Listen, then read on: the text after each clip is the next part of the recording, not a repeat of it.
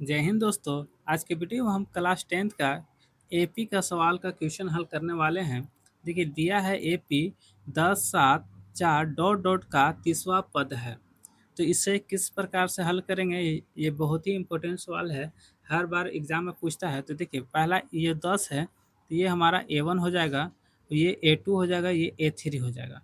Dot dot है ना, 30वां पद पूछा है यानी ये n का मान हो जाएगा। ठीक है, तो a बराबर हमारा आया कितना 10, d बराबर कितना, तो A2 माइनस A1। d मतलब सार्वंतर निकालते हैं, तो पिछला पद में से अगला पद घटता है। या तो आप A2 में से A1 घटाइए या A3 में से A2 घटाइए।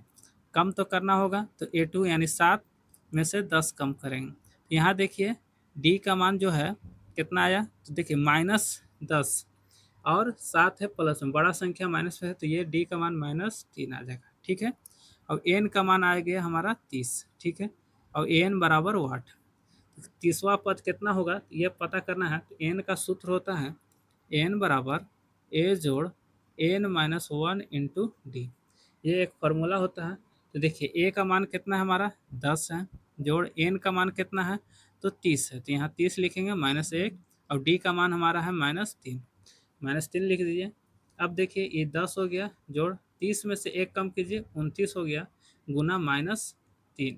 ठीक है, लिख दिए। अब देखिए यहाँ 10, अब यहाँ देखिए प्लस माइनस क्या होगा तो माइनस होगा, और 29 गुने 3 करेंगे तो 87 होगा। देखिए 3 नवा 27 से 7 हाथ में लगा 2, 3 9 6 2 8। अब यहाँ देखिए 87 हो गया। अब यहाँ देखिए 87 में से 10 कम करेंगे, 10 में से 87 घटेगा नहीं, तो 87 में से 10 कम कीजिए तो कितना बचेगा 77। अब चिन्ह किसका लगेगा, तो देखिए बड़ा संख्या माइनस में है और छोटा संख्या प्लस में है, तो बड़ा संख्या वाला चिन्ह होता है, यानी कि आएगा 77। तो हमारा कितना हो जाएगा 77, ये आंसर हो गया एन बराबर, यानी कि 30वां जो पद हो गया, 30वां पद ये हमारा -77 होगा। ठीक है, ये आंसर बन गया। इस प्रकार से बनाइएगा, आपका गलती नहीं होगा।